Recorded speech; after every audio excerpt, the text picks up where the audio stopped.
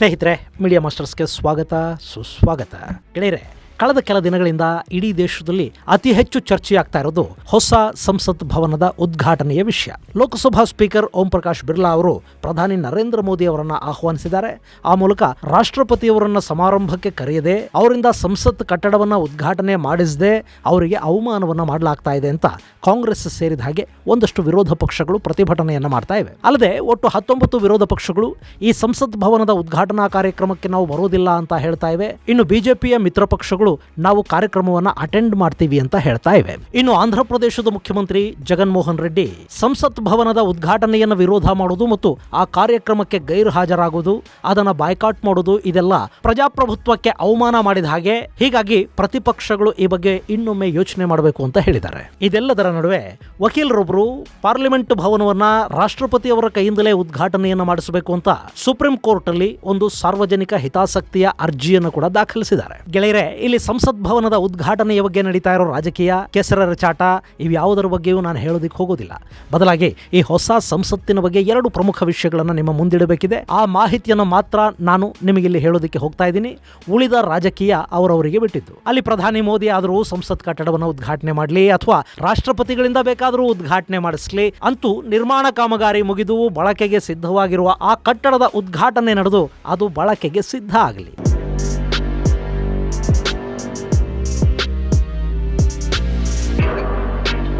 ಗೆಳೆಯರೆ, ನಾನಿಲ್ಲಿ ನಿಮಗೆ 2 ಪ್ರಮುಖ ವಿಷಯಗಳನ್ನು ಹೇಳಬೇಕು ಅಂತ ಈ ಮೊದಲೇ ಹೇಳಿದ್ದೀನಿ. ಅದರಲ್ಲಿ ಮೊದಲನೇದ್ದು ನೂತನ ಸಂಸತ್ ಭವನದಲ್ಲಿ ಇಡಲಾಗ್ತಾ ಇರುವ ಇತಿಹಾಸ ಪ್ರಸಿದ್ಧ ಸೆಂಗೋಲ್ಗೆ ಸಂಬಂಧಪಟ್ಟಿದ್ದು. ಎರಡನೆಯದ್ದು ನೂತನ ಸಂಸತ್ ಕಟ್ಟಡದ ಕುರಿತಾದ್ದು. ಮೊದಲಿಗೆ ನಾವು ಸೆಂಗೋಲ್ ಬಗ್ಗೆ ನೋಡೋದಾದ್ರೆ, ಈ ಸಂಸತ್ ಭವನದ ಉದ್ಘಾಟನೆಯ ಬಗ್ಗೆ ಎಷ್ಟು ಚರ್ಚೆಗಳಾಗ್ತಾ ಇವೆಯೋ ಅಷ್ಟೇ ಪ್ರಮಾಣದ ಚರ್ಚೆಗಳು ಈ ಸೆಂಗೋಲ್ ಅನ್ನೋ ರಾಜದಂಡದ ಬಗ್ಗೆ ಕೂಡ ಆಗ್ತಾ ಇವೆ. ಇಲ್ಲಿ ರಾಜದಂಡವನ್ನ ಸಂಸತ್ತಲ್ಲಿ ಪ್ರತಿಷ್ಠಾಪಿಸ್ತಾ ಇರೋದು ಮತ್ತೆ ರಾಜ ಆಡಳಿತಕ್ಕೆ ಮನ್ನಣೆ ಕೊಟ್ಟ ಹಾಗೆ ಕಾಣುತ್ತೆ. ಇದು ಪ್ರಜಾಪ್ರಭುತ್ವ ವಿರೋಧಿ ಧೋರಣೆ, ಸಾಮ್ರಾಜ್ಯಶಾಹಿ ಮನಸ್ಥಿತಿಗಿಡದ ಕೈಗನ್ನಡಿ ಇದು. ಹೀಗಾಗಿ ಇದನ್ನು ಸಂಸತ್ತಲ್ಲಿ ಪ್ರತಿಷ್ಠಾಪಿಸಬಾರದು ಅಂತ ಒಂದಷ್ಟು ಮಂದಿ ಸೋಷಿಯಲ್ ಮೀಡಿಯಾಗಳಲ್ಲಿ ತಮ್ಮ ವಿರೋಧವನ್ನು ವ್ಯಕ್ತಪಡಿಸ್ತಾ ಇದ್ದಾರೆ. ಹಾಗೆ ಮತ್ತೊಂದಷ್ಟು ಮಂದಿ ಭಾರತಕ್ಕೆ ಸ್ವಾತಂತ್ರ್ಯ ಬಂದಾಗ ಬ್ರಿಟಿಷರು ಇದೇ ರಾಜದಂಡವನ್ನೇ ನೆಹರು ಅವರ ಕೈಗಿಟ್ಟು ಅಧಿಕಾರವನ್ನು ಹಸ್ತಾಂತರ ಮಾಡಿದ್ರು. ಅವತ್ತಿಲ್ಲದ ಚರ್ಚೆ ಇವತ್ತ್ಯಾಕೆ? ಬ್ರಿಟಿಷರು ಭಾರತದ ಅಧಿಕಾರವನ್ನು ಸಂಪೂರ್ಣವಾಗಿ ಭಾರತೀಯರಿಗೆ ಹಸ್ತಾಂತರ ಮಾಡಿದ್ರಲ್ಲ, ಅದರ ಪ್ರತೀಕ ಈ ರಾಜದಂಡ. ಅಧಿಕಾರ ಹಸ್ತಾಂತರದ ಈ ಸಿಂಬಲ್ ಅನ್ನ ಅಲಹಾಬಾದಿನ ಮ್ಯೂಸಿಯಂ ಅಲ್ಲಿ ಯಾಕೆ ಇಡಬೇಕು? ಅದು ಪಾರ್ಲಿಮೆಂಟ್ ಅಲ್ಲೇ ಇರ್ಲಿ ಬಿಡಿ, ಅದರಲ್ಲೇನು ತಪ್ಪಿದೆ ಅನ್ನೋ ವಾದವನ್ನು ಮಂಡಿಸ್ತಾ ಇದ್ದಾರೆ. ನಮ್ಮದು ಪ್ರಜಾಪ್ರಭುತ್ವ, ಹಾಗೆ ವಾಕ್ ಸ್ವಾತಂತ್ರ್ಯ ಕೂಡ ಇಲ್ಲಿ ದಂಡಿಯಾಗಿರೋದ್ರಿಂದ ಇಲ್ಲಿ ವಾದ ಪ್ರತಿವಾದಗಳು ಇವೆಲ್ಲ ಇದ್ದೇ ಇರುತ್ತವೆ. ಅದರ ಬಗ್ಗೆ ನಾವು ಕೂಡ ಚರ್ಚೆ ಮಾಡ್ತಾ ಕೂತ್ರೆ ತಿಳ್ಕೋಬೇಕಾದ ವಿಷಯಗಳಿಂದ ದೂರ ಆಗ್ತೀವಿ. ಸೊ ರಾಜದಂಡವನ್ನ ಹೊಸ ಪಾರ್ಲಿಮೆಂಟ್ ಅಲ್ಲಿ ಇಡಬೇಕಾ, ಮ್ಯೂಸಿಯಂ ಅಲ್ಲೇ ಬಿಡಬೇಕಾ ಅನ್ನೋ ಚರ್ಚೆಯನ್ನು ಬಿಟ್ಟು ಈ ರಾಜದಂಡದ ಇತಿಹಾಸ ಏನು ಅನ್ನೋದನ್ನ ಸ್ವಲ್ಪ ಇಲ್ಲಿ ನೋಡ್ಬಿಡೋಣ.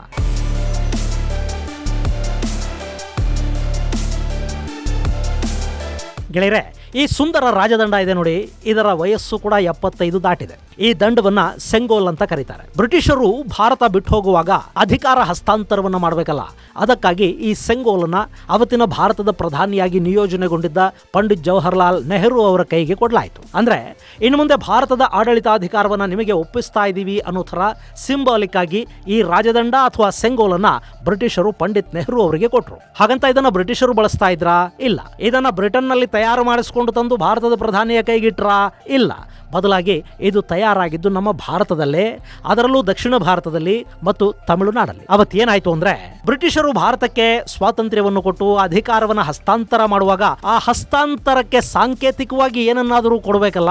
ಈಗ ಒಬ್ಬ ಹಿರಿಯ ಪೊಲೀಸ್ ಅಧಿಕಾರಿ ಮತ್ತೊಬ್ಬನಿಗೆ ಅಧಿಕಾರ ಹಸ್ತಾಂತರ ಮಾಡುವಾಗ ಬ್ಯಾಟನ್ ಅಂದ್ರೆ ಅಧಿಕಾರಿಗಳು ಕೈಲಿ ಹಿಡಿದಿರುವ ಖಾಕಿ ಬಣ್ಣದ 2 ಬದಿಗಳಲ್ಲಿ 3 ಸಿಂಹಗಳ ಚಿಹ್ನೆ ಇರುವ ದಂಡವೊಂದನ್ನು ಹಸ್ತಾಂತರ ಮಾಡ್ಕೋತಾರೆ. ಇನ್ನು ಅವತ್ತಿಗೆ ಸೇನಾಧಿಕಾರಿಗಳು ಅಧಿಕಾರ ಹಸ್ತಾಂತರ ಮಾಡ್ಕೊಳ್ಳುವಾಗ ಖಡ್ಗಗಳನ್ನ ಕೈ ಬದಲಾಯಿಸಿಕೊಳ್ಳುವ ಮೂಲಕ ಅಧಿಕಾರ ಹಸ್ತಾಂತರ ಮಾಡ್ಕೋತಾ ಇದ್ರು. ಹಾಗೆ ಭಾರತದ ಅಧಿಕಾರವನ್ನ ಬ್ರಿಟಿಷರು ಭಾರತೀಯರಿಗೆ ಹಸ್ತಾಂತರಿಸುವಾಗ ಕೂಡ ಸಿಂಬಾಲಿಕ್ ಆಗಿ ಏನನ್ನಾದರೂ ಕೊಟ್ರೆ ಚೆನ್ನಾಗಿರುತ್ತಲ್ಲ, ಹೇಗೆ ಮಾಡೋಣ ಅಂತ ಜವಾಹರ್ಲಾಲ್ ಜವಾಹರ್ಲಾಲ್ ನೆಹರು ಸಿ ರಾಜಗೋಪಾಲಾಚಾರಿ ಅವರನ್ನ ಕೇಳಿದ್ರಂತೆ. ನೆಹರು ಇತಿಹಾಸದಲ್ಲಿ ತುಂಬಾ ಆಸಕ್ತಿಯನ್ನು ಹೊಂದಿದ್ದವರು, ಇನ್ನು ರಾಜಗೋಪಾಲಾಚಾರಿ ಅವತ್ತಿಗೆ ತುಂಬಾನೇ ಬುದ್ಧಿವಂತರು ಅನ್ನಿಸ್ಕೊಂಡಿದ್ದವರು. ಹೀಗಾಗಿ ನೆಹರು ರಾಜಗೋಪಾಲಾಚಾರಿ ಅವರನ್ನ ಈ ಬಗ್ಗೆ ಕೇಳ್ತಾರೆ. ಈ ಬಗ್ಗೆ ರಾಜಾಜಿ ಕೂಡ ತುಂಬಾ ಯೋಚನೆಗೆ ಬೀಳ್ತಾರೆ. ಯಾಕೆಂದ್ರೆ ಬ್ರಿಟಿಷರು ಭಾರತವನ್ನ ಬಿಟ್ಟು ಹೋಗ್ತಾ ಇರೋದು ಒಂದು ಐತಿಹಾಸಿಕ ಘಟನೆ, ಅದನ್ನ ನೆನಪಿಟ್ಟುಕೊಳ್ಳೋ ತರ ಆಚರಿಸಬೇಕು. ಯೋಚನೆಗೆ ಬಿದ್ದ ರಾಜಾಜಿ ಅವರಿಗೆ ಚೋಳ ರಾಜರ ಇತಿಹಾಸ ನೆನಪಾಯಿತು. ಹೇಳಿ ಕೇಳಿ ರಾಜಾಜಿ ಕೂಡ ತಮಿಳುನಾಡಿನವರು. ಹೀಗಾಗಿ ಅಲ್ಲಿನ ಚೋಳರ ರಾಜಮಠ ಅಂತಲೇ ಗುರುತಿಸಿಕೊಂಡಿದ್ದ ತಿರುವಾದುತ್ತರೈ ಅಧೀನಂ ಅನ್ನೋ ಶೈವ ಮಠದಿಂದ ಚೋಳರ ಬಗ್ಗೆ ಮಾಹಿತಿಯನ್ನು ಪಡ್ಕೊಂಡ್ರು. ಹಿಂದೆ ಚೋಳರಾಜರು ತಮ್ಮ ಅಧಿಕಾರವನ್ನ ವಾರಸುದಾರರಿಗೆ ಹಸ್ತಾಂತರ ಮಾಡುವಾಗ ಒಂದು ರಾಜದಂಡವನ್ನ ಕೊಡ್ತಾ ಇದ್ರು. ಹೀಗಾಗಿ ನೀವು ಕೂಡ ಬ್ರಿಟಿಷರಿಂದ ಅದೇ ತರ ಅಧಿಕಾರವನ್ನ ಹಸ್ತಾಂತರ ಮಾಡಿಕೊಳ್ಳಿ ಅಂತ ರಾಜಾಜಿ ಹೇಳಿದ್ರು. ಅದು ನೆಹರು ಅವರಿಗೆ ಕೂಡ ಇಷ್ಟ ಆಯಿತು. ಹೀಗಾಗಿ ಚೋಳ ಅರಸರು ಬಳಸ್ತಾ ಇದ್ದಂಥದ್ದೇ ಒಂದು ರಾಜದಂಡವನ್ನ ತಮಿಳುನಾಡಲ್ಲೇ ಮಾಡಿಸಿ ಅದನ್ನ ಮೌಂಟ್ ಬಾಟನ್ ಕೈ ಕೊಟ್ಟು ಆತನಿಂದ ಆ ಸೆಂಗೋಲನ್ನ ನೆಹರು ಅವರಿಗೆ ಕೊಡಿಸೋ ಮೂಲಕ ಭಾರತದ ಅಧಿಕಾರ ಹಸ್ತಾಂತರ ಪ್ರಕ್ರಿಯೆಯನ್ನ ಅವತ್ತು ಮಾಡಿ ಮುಗಿಸಲಾಯಿತು. ಹೀಗೆ ಅಧಿಕಾರದ ಪ್ರತಿರೂಪವಾಗಿ ಬದಲಾಗಿದ್ದು ಇದೇ ಸೆಂಗೋಲ್ ಅಥವಾ ರಾಜದಂಡ. ಈ ಸೆಂಗೋಲ್ ಅನ್ನ ತಮಿಳು ಭಾಷೆಯಲ್ಲಿ ಸೆಮಾಯ್ ಅಂತ ಕೂಡ ಕರೀತಾರೆ. ಚಿನ್ನದಿಂದ ನಿರ್ಮಾಣ ಮಾಡಲಾಗಿರುವ ಈ ರಾಜದಂಡದ ಮೇಲ್ಭಾಗದಲ್ಲಿ ನಂದಿಯ ಚಿತ್ರವನ್ನ ಕೂಡಿಸಲಾಗಿದೆ. ಇದರ ಕೆಳಗೆ ಸುಂದರವಾದ ಕುಸುರಿ ಕೆಲಸವನ್ನ ಮಾಡಲಾಗಿದೆ. ಇನ್ನು ಚೋಳ ಅರಸರ ಕಾಲದಲ್ಲಿ ರಾಜದಂಡವನ್ನ ಅತ್ಯಂತ ಪವಿತ್ರ ಹಾಗೂ ಶಕ್ತಿಶಾಲಿ ಅಂತ ಗುರುತಿಸಲಾಗ್ತಾ ಇತ್ತು. ಚೋಳರು ತಮ್ಮನ್ನು ತಾವು ಶಿವನ ಆಜ್ಞಾಪಾಲಕರು ಅಂತ ಭಾವಿಸಿದ್ರು. ತಮ್ಮ ಸಾಮ್ರಾಜ್ಯದ ಒಡೆಯ ಪರಮೇಶ್ವರ ಅನ್ನೋ ನಂಬಿಕೆ ಚೋಳರಲ್ಲಿತ್ತು. ಶಿವನೇ ಸಾಮ್ರಾಜ್ಯವನ್ನ ಕಾಯ್ತಿದ್ದಾನೆ ಅಂತ ಅವರು ನಂಬಿದ್ರು. ಹೇಗೆ ನಮ್ಮ ವಿಜಯನಗರ ಸಾಮ್ರಾಜ್ಯದ ಅರಸರು ವಿರೂಪಾಕ್ಷನ ಹೆಸರಲ್ಲಿ ರಾಜ್ಯಭಾರ ಮಾಡ್ತಾ ಇದ್ರು, ವಿಜಯನಗರಕ್ಕೆ ವಿರೂಪಾಕ್ಷನೇ ಒಡೆಯ ಅಂತ ಭಾವಿಸಿದ್ರು, ಹಾಗೆ ಚೋಳರು ಶಿವನನ್ನ ತಮ್ಮ ಸಾಮ್ರಾಜ್ಯದ ಒಡೆಯ ಅಂತಲೂ ತಾವು ಕೇವಲ ಅವನ ಸೇವಕರು, ಅವನ ಆಜ್ಞಾಧಾರಕರು ಅಂತಲೂ ಭಾವಿಸಿದ್ರು. ಈ ದಂಡ ಶಿವ ಚೋಳರ ಮೂಲ ಪುರುಷನಿಗೆ ಕೊಟ್ಟಿದ್ದ ಆಡಳಿತ ಅನುಮತಿಯ ದಂಡ ಅನ್ನೋ ನಂಬಿಕೆ ಅವರಲ್ಲಿದ್ದ ಕಾರಣ ಅವರು ರಾಜದಂಡವನ್ನ ಅತ್ಯಂತ ಗೌರವದಿಂದ ನೋಡ್ತಾ ಇದ್ರು. ಅದನ್ನ ಶಿವನ ಸಾಕ್ಷಿಯಾಗಿ ಗುರುತಿಸ್ತಾ ಇದ್ರು. ಆ ದಂಡವನ್ನ ಕೈಲಿ ಹಿಡಿದಾಗ ಶಿವನನ್ನೇ ಮುಂದಿಟ್ಟುಕೊಂಡಿದೀವಿ ಅನ್ನೋ ಪಾಪ ಪ್ರಜ್ಞೆಯಲ್ಲಿ ರಾಜ ಯಾವತ್ತೂ ತಪ್ಪು ಮಾಡ್ತಾ ಇರಲಿಲ್ಲ. ಆ ದಂಡ ದೈವ ಪ್ರಜ್ಞೆಯಾಗಿ ರಾಜನನ್ನ ಅಹಂಕಾರ, ಸ್ವಜನ ಪಕ್ಷಪಾತ, ಸ್ವಾರ್ಥ, ಲೋಭ, ಮೋಹಗಳ ಬಲೆಗೆ ಬೀಳದ ಹಾಗೆ ಕಾಪಾಡ್ತಾ ಇತ್ತು. ಆ ದಂಡ ಒಂದು ನೈತಿಕ ಪ್ರಜ್ಞೆಯಂತೆ ಕೆಲಸ ಮಾಡ್ತಾ ಇತ್ತು. ಇನ್ನು ಈ ರಾಜದಂಡದ ಬಗ್ಗೆ ತಮಿಳಿನ ಸಂಗಮ ಸಾಹಿತ್ಯದ ಅತ್ಯುನ್ನತ ಕೃತಿಗಳು ಅನ್ನಿಸ್ಕೊಂಡಿರುವ ಶಿಲಾಪಟ್ಟಿಗಾರಂ ಹಾಗೂ ಮಣಿಮೇಘಲಯಗಳಲ್ಲಿ ಕೂಡ ಉಲ್ಲೇಖ ಇದೆ. ಈ ಎರಡು ಸಾಹಿತ್ಯಗಳು ಕ್ರಿಸ್ತ ಪೂರ್ವದಲ್ಲಿ ರಚನೆಯಾಗಿದ್ವು ಅನ್ನೋ ನಂಬಿಕೆ ಇದೆ. ಅಲ್ಲಿ ಪ್ರತಿ ಬಾರಿ ಹೊಸ ಚೋಳರಾಜನ ಪಟ್ಟಾಭಿಷೇಕ ಆದ ಸಂದರ್ಭದಲ್ಲಿ ಈ ದಂಡವನ್ನ ತಿರುವಾದುತ್ತುರೈ ಅಧೀನಂನ ಗುರುಗಳ ಸಮಕ್ಷಮದಲ್ಲಿ ರಾಜನ ಕೈಗೆ ಈ ದಂಡವನ್ನ ಕೊಡಲಾಗ್ತಾ ಇತ್ತು. ಅಲ್ಲಿಗೆ ರಾಜನಿಗೆ ಪಟ್ಟಾಭಿಷೇಕವಾಗಿದೆ ಮತ್ತು ಚೋಳ ರಾಜ್ಯವನ್ನ ಆಳುವ ಅರ್ಹತೆ ಮತ್ತು ಅನುಮತಿಗಳು ಅವನಿಗೆ ಸಿಕ್ಕಿವೆ ಅಂತ ಅರ್ಥ. ಇವೆಲ್ಲವನ್ನ ತಿಳ್ಕೊಂಡ ನಂತರನೇ ರಾಜಾಜಿ ಸೆಂಗೋಲನ ಅಧಿಕಾರ ಹಸ್ತಾಂತರಕ್ಕಾಗಿ ನೆಹರು ಅವರಿಗೆ ಕೊಡಿಸೋದಕ್ಕೆ ಬಯಸಿದ್ರು ಮತ್ತು ಅದಕ್ಕೆ ಜವಾಹರ್ಲಾಲ್ ನೆಹರು ಕೂಡ ಅವತ್ತು ಒಪ್ಪಿದ್ರು. ಅಫ್ಕೋರ್ಸ್ ನೆಹರು ಈ ದೇಶದ ರಾಜನಾಗಿ ಪಟ್ಟಕ್ಕೆ ಬರಲಿಲ್ಲ.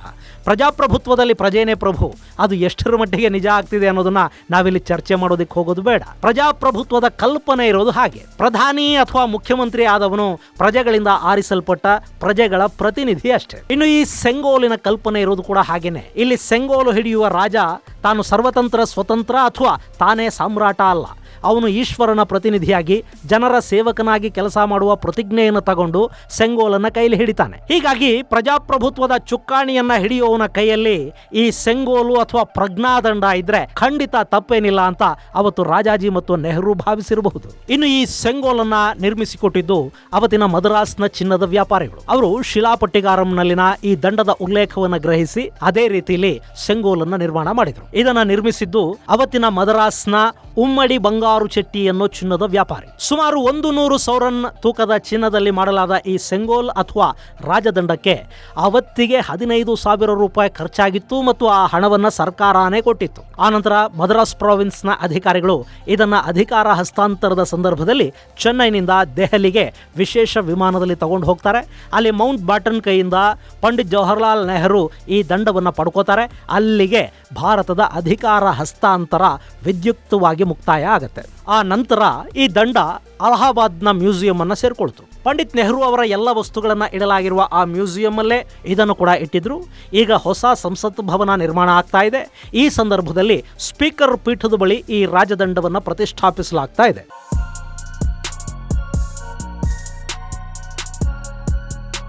ಗೆಳೆಯರೆ, ಸೆಂಗೋಲು ರಾಜಪ್ರಭುತ್ವವನ್ನು ಪ್ರತಿನಿಧಿಸುತ್ತೆ. ಇದು ಸಾಮ್ರಾಜ್ಯಶಾಹಿ ಮನಸ್ಥಿತಿಗೆ ಪ್ರತೀಕ ಅಂತ ಕೆಲವರು ಹೇಳಬಹುದು. ಹಾಗೆ ನೋಡಿದ್ರೆ ನಮ್ಮ ವಿಧಾನಸೌಧ ಕೂಡ ರಾಜರ ಕಾಲದ ಭವ್ಯತೆಗೆ ಪ್ರತೀಕವಾಗಿ ನಿಂತಿದೆ. ಹಾಗಿರೋದ್ರಿಂದಲೇ ಅಲ್ಲಿ ಕುಳಿತವರು ಮಹಾರಾಜರ ಹಾಗಾಡ್ತಾರೆ ಅಂತ ಹೇಳೋದಿಕ್ಕಾಗತ್ತಾ?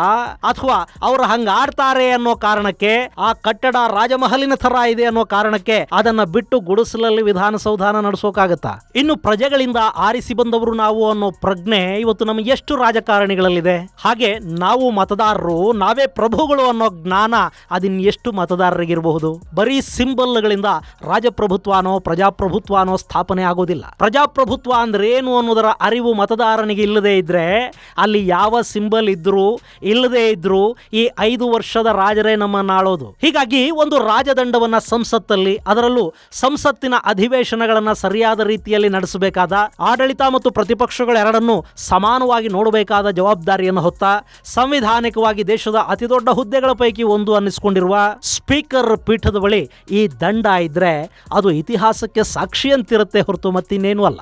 ಈ ರಾಜದಂಡವನ್ನ ನೋಡ್ತಾ ಇದ್ರೆ ನಮ್ಮ ಸಂಸತ್ತಿನ ಸದಸ್ಯರಿಗೆ ನೈತಿಕ ಪ್ರಜ್ಞೆ ಮೂಡುತ್ತೆ ಅನ್ನೋದು ಎಷ್ಟು ಸುಳ್ಳೋ, ರಾಜದಂಡವನ್ನ ಅಲ್ಲಿಟ್ರೆ ಸಾಮ್ರಾಜ್ಯಶಾಹಿಯ ಪ್ರತೀಕವನ್ನ ಕಂಡ ಹಾಗಾಗತ್ತೆ ಅನ್ನೋದು ಕೂಡ ಅಷ್ಟೇ ಸುಳ್ಳು. ಇನ್ನು ಈ ದಂಡವನ್ನ ಸಂಸತ್ತಲ್ಲಿಡೋ ಸಂದರ್ಭದಲ್ಲಿ ದ್ರಾವಿಡ ನಾಡಿನ ಸಂಸ್ಕೃತಿ ಮೇಳೈಸಲಿದೆ ಅಂತ ಹೇಳಲಾಗ್ತಾ ಇದೆ. ಅಲ್ಲಿ ತಮಿಳುನಾಡಿನ ವಾದ್ಯಗಳು, ಸಂಗೀತ ಕೇಳಿ ಬರುತ್ತೆ. ಹಾಗೇನೆ ತಮಿಳುನಾಡಿನಿಂದ ಬರುವ ಶೈವ ದಾರ್ಶನಿಕರು ಮಂತ್ರ ಘೋಷಗಳೊಡನೆ ಈ ಸೆಂಗೋಲನ್ನ ಸಂಸತ್ತಿನ ಬಾವಿಯಲ್ಲಿ ಪ್ರಧಾನಮಂತ್ರಿಗಳಿಗೆ ಹಸ್ತಾಂತರ ಮಾಡ್ತಾರೆ ಅಂತ ಹೇಳಲಾಗ್ತಾ ಇದೆ. ಇಲ್ಲಿ ಲುಕ್ ಈಸ್ಟ್ ಹಾಗೂ ಸೌತ್ ವರ್ಲ್ಡ್ ಪಾಲಿಸಿಯ ಮೂಲಕ ಜಗತ್ತಿನ ದಕ್ಷಿಣ ಭಾಗದಲ್ಲಿ ಭಾರತ ತನ್ನ ಪ್ರಭಾವವನ್ನ ಹೆಚ್ಚು ಮಾಡಿಕೊಳ್ಳೋದಕ್ಕೆ ಪ್ರಯತ್ನ ಪಡ್ತಿರೋ ಸಂದರ್ಭದಲ್ಲಿ ಪೂರ್ವ ದೇಶಗಳ ಮೇಲೆ ಪ್ರಭುತ್ವ ಸಾಧಿಸಿದ್ದ, ಸಮುದ್ರಗಳನ್ನು ದಾಟಿ ಭಾರತದ ಕೀರ್ತಿ ಪತಾಕೆಯನ್ನು ಹಾರಿಸಿದ್ದ ಚೋಳ ಅರಸರ ರಾಜದಂಡದ ಪ್ರತೀಕ ಭಾರತದ ಸಂಸತ್ತನ್ನು ಪ್ರವೇಶ ಮಾಡ್ತಾ ಇದೆ.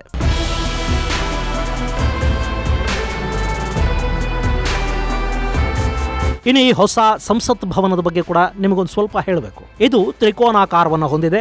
7 ಲಕ್ಷ ಚದರ ಅಡಿಗಳಷ್ಟು ದೊಡ್ಡದಾಗಿದೆ. ಹಳೆಯ ಸಂಸತ್ ಭವನದ ಸಮೀಪದಲ್ಲೇ ಈ ಹೊಸ ಸಂಸತ್ ಭವನ ಕೂಡ ಇದೆ. ಮುಂದಿನ 150 ವರ್ಷಗಳ ಸಂಸತ್ತಿನ ಅವಶ್ಯಕತೆಗಳನ್ನು ಗಮನದಲ್ಲಿಟ್ಟುಕೊಂಡು ಈ ಭವನವನ್ನು ನಿರ್ಮಾಣ ಮಾಡಲಾಗಿದೆ. ಲೋಕಸಭಾ ಸಭಾಂಗಣದಲ್ಲಿ 888 ಮತ್ತು ರಾಜ್ಯಸಭಾ ಸಭಾಂಗಣದಲ್ಲಿ 384 ಸೇರಿದ ಹಾಗೆ ಒಟ್ಟು 1272 ಸೀಟಿಂಗ್ ಕೆಪಾಸಿಟಿಯನ್ನು ಇದು ಹೊಂದಿದೆ. ಅಂದ್ರೆ ಮುಂದೆ ಲೋಕಸಭಾ ಕ್ಷೇತ್ರಗಳ ಸಂಖ್ಯೆ ಹೆಚ್ಚಾದರೂ ಕೂಡ ಸ್ಥಳಾವಕಾಶದ ಅಭಾವ ಕಾಡದೇ ಇರೋ ಥರ ಈ ಭವನವನ್ನ ನಿರ್ಮಾಣ ಮಾಡಲಾಗಿದೆ. ಇನ್ನು 4 ಅಂತಸ್ತುಗಳನ್ನ ಈ ಭವನ ಹೊಂದಿದೆ. ಇದರಲ್ಲಿ 6 ಪ್ರವೇಶ ದ್ವಾರಗಳಿವೆ ಮತ್ತು 120ಕ್ಕೂ ಅಧಿಕ ಸಚಿವಾಲಯಗಳು ಹಾಗೂ ಕಮಿಟಿ ಮೀಟಿಂಗ್ ಹಾಲುಗಳು, ಸಂವಿಧಾನ ಕೋಣೆ, ಸಂಸದರ ವಿಶ್ರಾಂತಿ ಕೋಣೆ, ಗ್ರಂಥಾಲಯ, ಡೈನಿಂಗ್ ಏರಿಯಾಗಳನ್ನು ಇದು ಒಳಗೊಂಡಿದ್ದು ಸಂಪೂರ್ಣ ಡಿಜಿಟಲೀಕರಣವನ್ನು ಮಾಡಲಾಗಿದೆ. ಜೊತೆಗೆ ಭವನದಾದ್ಯಂತ ಆಧುನಿಕ ತಂತ್ರಜ್ಞಾನದ ವ್ಯವಸ್ಥೆಯನ್ನು ಕೂಡ ಅಳವಡಿಸಲಾಗಿದೆ.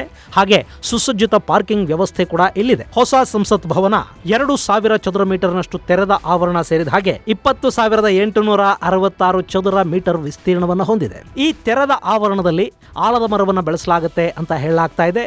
ಇನ್ನು ಈ ಭವನದ ಮತ್ತೊಂದು ಆಕರ್ಷಣೆ ಅಂದ್ರೆ ಅದು ಭಾರತದ ಲಾಂಛನ. ಈ ಸಂಸತ್ ಭವನದ ಮೇಲೆ 6.5 ಮೀಟರ್ ಎತ್ತರ ಹಾಗೆ ಸರಿಸುಮಾರು 9,500 ಕೆಜಿ ತೂಕದ ರಾಷ್ಟ್ರೀಯ ಲಾಂಛನವನ್ನು ಅಳವಡಿಸಲಾಗ್ತಾ ಇದೆ. ಇದು ಭೂಕಂಪನ ನಿರೋಧಕವನ್ನು ಹೊಂದಿರುವ ಕಟ್ಟಡ ಅನ್ನೋದು ಮತ್ತೊಂದು ವಿಶೇಷ. ಹಾಗೆ ನೋಡಿದ್ರೆ ಹಳೆಯ ಸಂಸತ್ ಭವನ ಇದಕ್ಕಿಂತಲೂ 10% ಹೆಚ್ಚು ವಿಶಾಲವಾಗೇ ಇತ್ತು. ಅಲ್ಲ, ಈಗಾಗಲೇ ಭಾರತ ಒಂದು ಭವ್ಯ ಸಂಸತ್ ಭವನವನ್ನು ಹೊಂದಿತ್ತು. ಅದು ಈ ಹೊಸ ಕಟ್ಟಡಕ್ಕಿಂತ ದೊಡ್ಡದಾಗೂ ಇತ್ತು. ಹೀಗಿರುವಾಗ ಈ ಹೊಸ ಭವನದ ಅವಶ್ಯಕತೆಯಾದರೂ ಏನಿತ್ತು ಅನ್ನೋ ಪ್ರಶ್ನೆ ನಿಮ್ಮನ್ನ ಕಾಡದೇ ಇರೋದಿಲ್ಲ. ಗೆಳೆಯರೆ, ಈಗಿರೋ ಸಂಸತ್ ಭವನ ಬ್ರಿಟಿಷರ ಕಾಲದ್ದು. ರಾಷ್ಟ್ರಪತಿ ಭವನದಿಂದ ಕೇವಲ 750 ಮೀಟರ್ ದೂರದಲ್ಲಿರುವ ಈ ಭವನದ ನಿರ್ಮಾಣ 1921ರಲ್ಲಿ ಆರಂಭಗೊಂಡು 1927ರಲ್ಲಿ ಲೋಕಾರ್ಪಣೆಗೊಳ್ತು. 790 ಸೀಟಿಂಗ್ ಕೆಪಾಸಿಟಿಯನ್ನು ಹೊಂದಿದ್ದ ಆ ಭವನವನ್ನ ಸರ್ ಎಡ್ವಿನ್ ಲುಥೆನ್ಸ್ ಹಾಗೂ ಸರ್ ಹರ್ಬರ್ಟ್ ಬಾಕರ್ ಅನ್ನೋ ವಾಸ್ತುಶಿಲ್ಪಿಗಳ ನೇತೃತ್ವದಲ್ಲಿ ನಿರ್ಮಾಣ ಮಾಡಲಾಗಿತ್ತು. ಈ ಪಾರ್ಲಿಮೆಂಟ್ ಅನ್ನ ಎಕ್ಸ್ಟೆಂಡ್ ಮಾಡೋ ಉದ್ದೇಶದಿಂದ ಅಕ್ಟೋಬರ್ 24, 1975ರಲ್ಲಿ ಅವತ್ತಿನ ಪ್ರಧಾನಿ ಇಂದಿರಾ ಗಾಂಧಿ ಪಾರ್ಲಿಮೆಂಟ್ ಅನೆಕ್ಸ್ ಕಟ್ಟಡವನ್ನು ಉದ್ಘಾಟನೆ ಮಾಡ್ತಾರೆ. ಹಾಗೆ ಆಗಸ್ಟ್ 15, 1987ರಲ್ಲಿ ಅವತ್ತಿನ ಪ್ರಧಾನಿ ರಾಜೀವ್ ಗಾಂಧಿ ಪಾರ್ಲಿಮೆಂಟ್ ಲೈಬ್ರರಿ ಕಟ್ಟಡಕ್ಕೆ ಶಂಕುಸ್ಥಾಪನೆಯನ್ನು ಮಾಡ್ತಾರೆ. 2006ರಲ್ಲಿ ಪಾರ್ಲಿಮೆಂಟ್ನ ಮ್ಯೂಸಿಯಂ ಅನ್ನು ಕೂಡ ತೆರೆಯಲಾಯಿತು.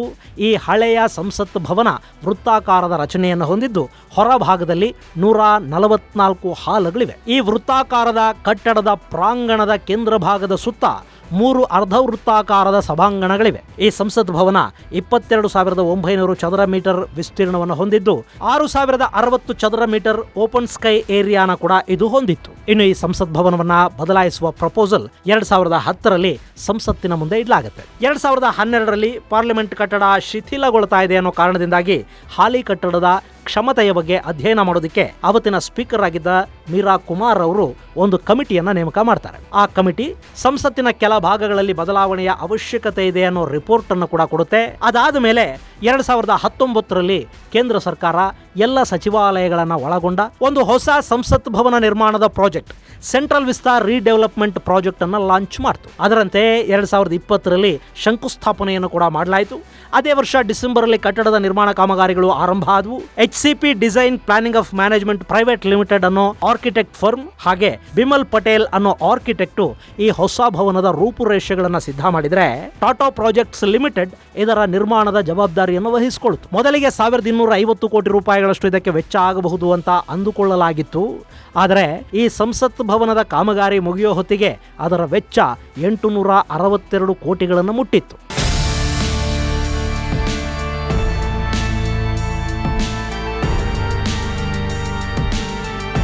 ಈಗ ಈ ಸಂಸತ್ ಭವನದ ಉದ್ಘಾಟನೆಯ ವಿಚಾರದಲ್ಲಿ ಆಡಳಿತ ಮತ್ತು ಪ್ರತಿಪಕ್ಷಗಳ ನಡುವೆ ಜಟಾಪಟಿ ಏರ್ಪಡ್ತಾ ಇದೆ. ಸಂಸತ್ ಭವನವನ್ನ ರಾಷ್ಟ್ರಪತಿಗಳು ಉದ್ಘಾಟನೆ ಮಾಡಬೇಕು ಅನ್ನೋದು ಪ್ರತಿಪಕ್ಷಗಳು, ಅದರಲ್ಲೂ ಕಾಂಗ್ರೆಸ್ ಮಾಡ್ತಾ ಇರೋ ಒತ್ತಾಯ. ಸಂಸತ್ ಭವನವನ್ನ ಪ್ರಜಾತಂತ್ರದ ಇಟ್ಟಿಗೆಗಳ ಮೂಲಕ ಕಟ್ಟಲಾಗತ್ತೆ ಹೊರತು ಗರ್ವದ ಇಟ್ಟಿಗೆಗಳಿಂದಲ್ಲ ಅಂತ ರಾಹುಲ್ ಗಾಂಧಿ ಹೇಳ್ತಾ ಇದ್ದಾರೆ. ಈ ಹಿಂದೆ ಪಾರ್ಲಿಮೆಂಟ್ ಅನೆಕ್ಸ್ ಕಟ್ಟಡವನ್ನ ಉದ್ಘಾಟನೆ ಮಾಡುವಾಗ ಫಕ್ರುದ್ದೀನ್ ಅಲಿ ರಾಷ್ಟ್ರಪತಿ ಆಗಿದ್ರು. ಅವ್ರ ಕೈಯಲ್ಲಿ ಯಾಕೆ ಉದ್ಘಾಟನೆ ಮಾಡಿಸಲಿಲ್ಲ?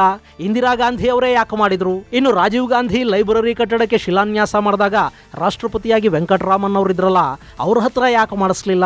ಗರ್ವದ ಇಟ್ಟಿಗೆಗಳನ್ನ ಮೊದಲು ಜೋಡಿಸಿದವರು ಯಾರು ಅಂತ ಆಡಳಿತಾರೂಢ ಪಕ್ಷದವರು ಕೇಳ್ತಾ ಇದ್ದಾರೆ. ಬಿಡಿ, ಅದು ರಾಜಕೀಯ. ಅಧಿಕಾರದಲ್ಲಿರೋರು, ಅಧಿಕಾರಕ್ಕಾಗಿ ಪ್ರಯತ್ನ ಪಡ್ತಿರೋರು ಅಲ್ಲಿ ಕಿತ್ತಾಡ್ಕೋತಾರೆ. ಅದರಲ್ಲಿ ನಾವೆಲ್ಲ ಭಾಗಿಯಾಗೋದು ಬೇಡ. ಇದು ಗೆಳೆಯರೆ ಹೊಸ ಪಾರ್ಲಿಮೆಂಟ್ ಕಟ್ಟಡ ಮತ್ತು ಅದರಲ್ಲಿ ಇಡಲಾಗ್ತಾ ಇರೋ ಸೆಂಗೋಲಿನ ಕುರಿತಾದ ಒಂದಷ್ಟು ಮಾಹಿತಿ. ಮುಂದಿನ ಸಂಚಿಕೆಯಲ್ಲಿ ಮತ್ತಷ್ಟು ವಿಶೇಷಗಳ ಜೊತೆ ಮತ್ತೆ ಭೇಟಿಯಾಗೋಣ. ಅಲ್ಲಿವರೆಗೆ ಜೈ ಹಿಂದ್, ಜೈ ಕರ್ನಾಟಕ.